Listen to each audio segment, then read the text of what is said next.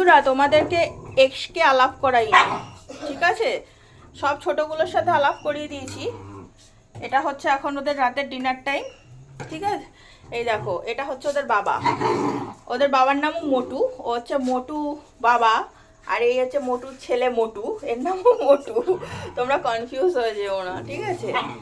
এর কানের অবস্থাটা খুব খারাপ ছিল, যদিও বা তোমাদেরকে দেখো, তোমরা অনেকে আমার মতো তো একটু কুকুর বিড়াল ভালোবাসো, এখন ম্যাক্সিমাম লোকই কুকুর বিড়াল ভালোবাসে।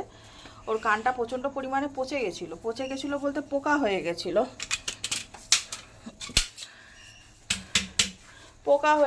ঠিক আছে? কানটা ফুলে পুজ হয়ে ওখান থেকে ব্লাড বেরোচ্ছিলো আর পোকা হয়ে গেছিলো এর কানটা।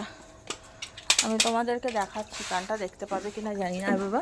এই দেখো, ঠিক আছে? এখন এখানে অনেকটা শুকিয়ে এসেছে।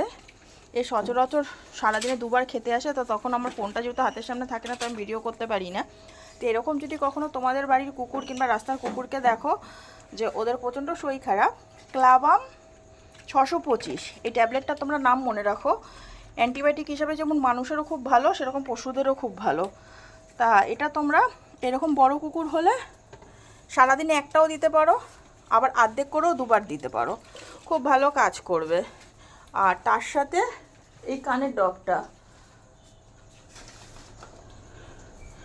এই যে এই কানের ডগটা দেবে, কারণ এখন বর্ষার সময় আসছে, এদের এই কানের প্রবলেম হতে পারে।